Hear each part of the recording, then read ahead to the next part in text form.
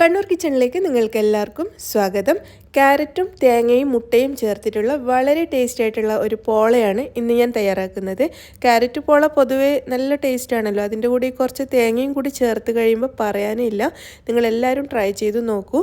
അപ്പോൾ എങ്ങനെയാണ് ഈ ഒരു ക്യാരറ്റ് പോള തയ്യാറാക്കിയെടുക്കുന്നത് നമുക്ക് നോക്കാം. അപ്പോൾ ഞാൻ ഇതിനായിട്ട് ഇവിടെ എടുത്തിരിക്കുന്നത് 2 വലിയ ക്യാരറ്റാണ് കേട്ടോ. ക്യാരറ്റ് തൊലി കളഞ്ഞിട്ട് ഇതുപോലെ ഗ്രേറ്റ് ചെയ്ത് എടുക്കണം ചെറുതായിട്ട്.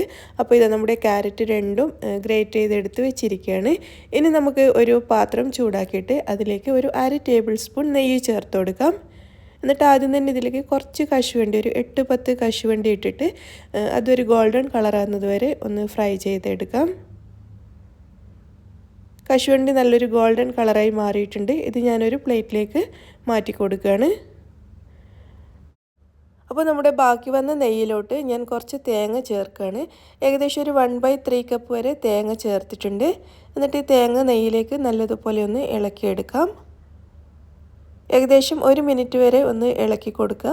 അതിനുശേഷം നമ്മൾ ഗ്രേറ്റ് ചെയ്ത് വെച്ചിരിക്കുന്ന ക്യാരറ്റും കൂടി ഇതിൻ്റെ കൂടെ ചേർക്കാം.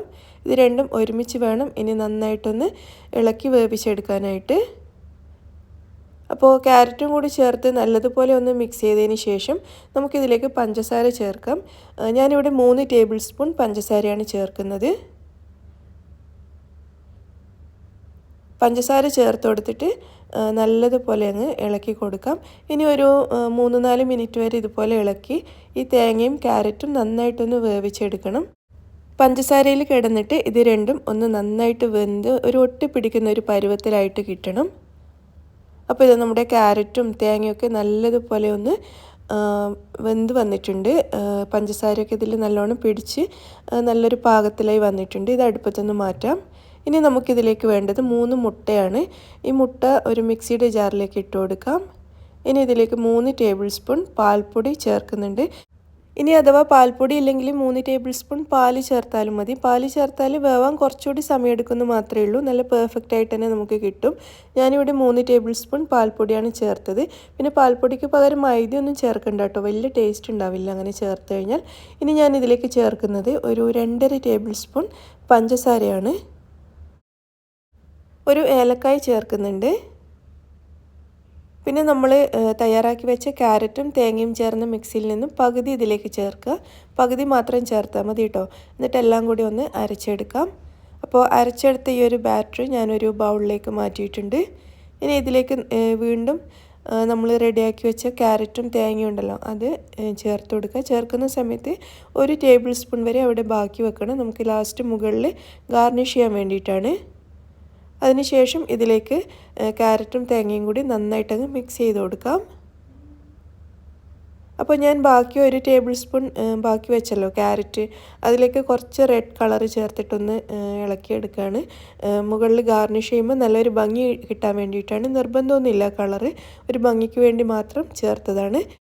അപ്പോൾ നമ്മളിന്ന് വളരെ ചെറിയ പോള തയ്യാറാക്കുന്നതുകൊണ്ട് ഞാൻ വീതി കുറഞ്ഞൊരു സോസ് പാനിലാണ് ഉണ്ടാക്കുന്നത്. അതിലേക്ക് 1 ടീസ്പൂൺ വരെ നെയ്യ് ചേർത്തിട്ട് എല്ലാ ഭാഗത്തേക്കും ഒന്ന് ചുറ്റിച്ചെടുക്കാം.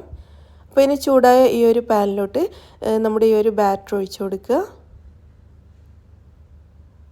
അതിനുശേഷം നമുക്കിതിവിടെ അടച്ച് വെക്കാം.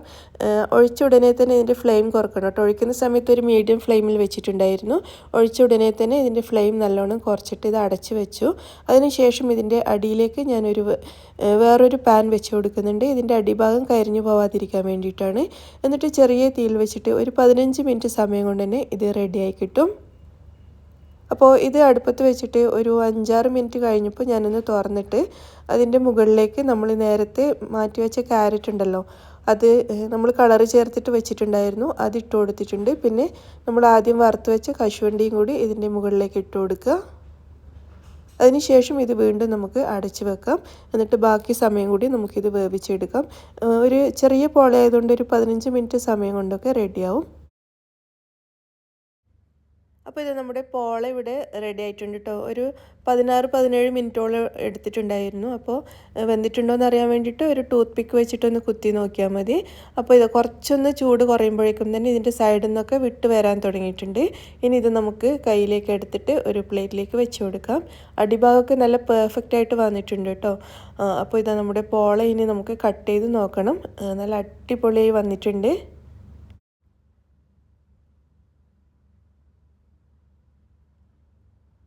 അപ്പോൾ ഇത് നമ്മുടെ പോള നല്ല സൂപ്പറാണ് കേട്ടോ, നല്ല ടേസ്റ്റിയാണ്. നമ്മൾ സാധാരണ ഉണ്ടാക്കുന്ന ക്യാരറ്റ് പോളയേക്കാളും ടേസ്റ്റിയാണ് ഇങ്ങനെ തേങ്ങയും കൂടി ചേർത്ത് കഴിഞ്ഞാൽ. അപ്പോൾ നിങ്ങളെല്ലാവരും ട്രൈ ചെയ്ത് നോക്കൂ. സിമ്പിളായിട്ട് ഉണ്ടാക്കിയെടുക്കാൻ പറ്റിയൊരു പോളയും കൂടിയാണ് കേട്ടോ. വളരെ ചെറിയ സമയം മാത്രമേ നമുക്കിത് തയ്യാറാക്കാനായിട്ട് ആവശ്യമുള്ളൂ. അപ്പോൾ എല്ലാവർക്കും വീഡിയോ ഇഷ്ടമായി എന്ന് വിചാരിക്കുന്നു. ഇഷ്ടമാണെങ്കിൽ ലൈക്ക് ചെയ്യാനും ഷെയർ ചെയ്യാനും മറക്കരുത്.